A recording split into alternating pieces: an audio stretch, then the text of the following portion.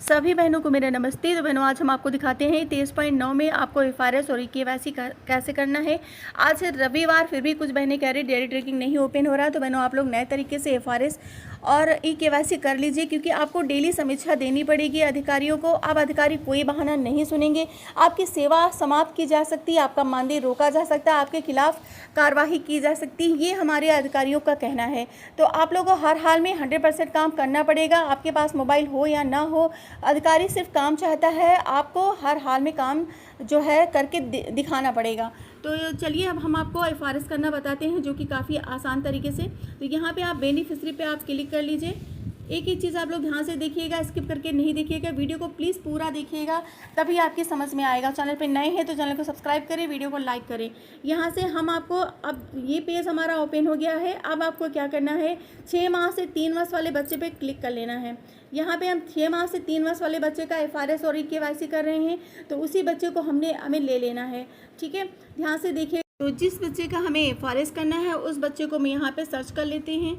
यहाँ पे कार्तिक नाम के बच्चे का हमें एफआरएस करना है, तो यहाँ से हम कार्तिक नाम के बच्चे को ले लेते हैं।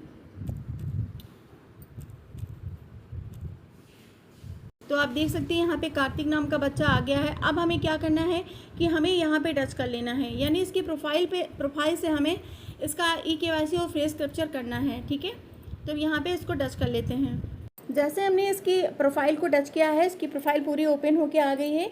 यहाँ पे माँ का आधार लिखा हुआ है, यहाँ पे माँ का आधार चढ़ा हुआ है। तो आपको इस बात पे ध्यान देना है कि अगर हमने माँ के आधार से बच्चे का रजिस्ट्रेशन किया है, तो माँ के आधार से ही केवाईसी और फेस कैप्चर अब होगा, क्योंकि 23 पॉइंट का न्यू अपडेट जो आया हुआ है, इसमें यह सुविधा दे दी गई है, किसी अब अन्य सदस्य का आप केवाईसी और फेस कैप्चर नहीं कर सकती हैं।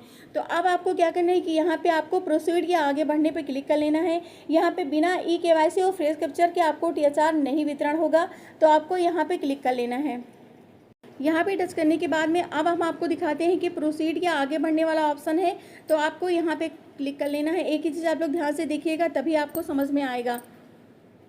जैसे हमने यहाँ पे क्लिक किया है, आपको यहाँ पे माँ का आधार डालने का ऑप्शन आ गया है, यानी अगर माँ के आधार से बच्चे का रजिस्ट्रेशन किया है आपने, तो माँ के आधार से ही केवाईसी फेस कैप्चर होगा।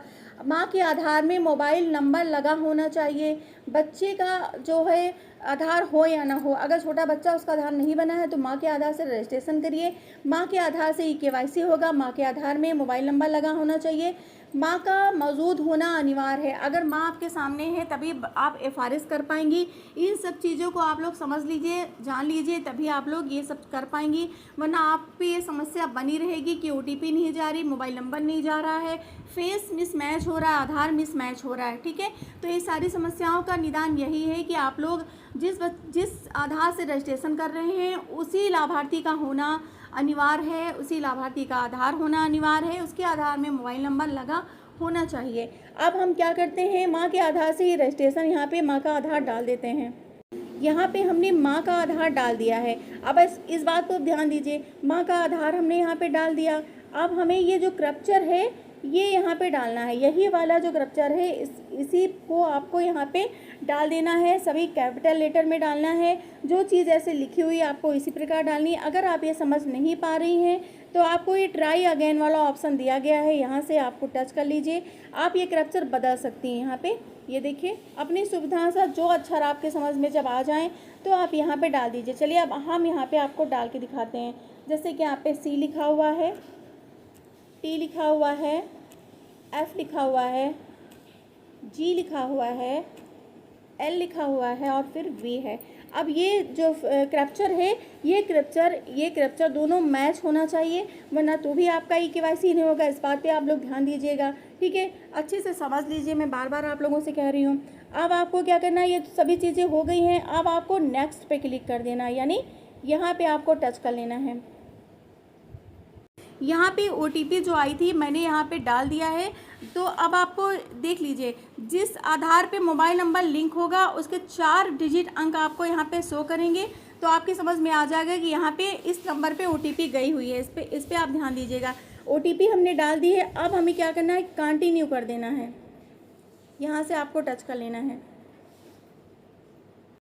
केवाईसी कंप्लीट हो गई है। अब अभी अलाउ वाले पे क्लिक कर देना है। यहाँ पे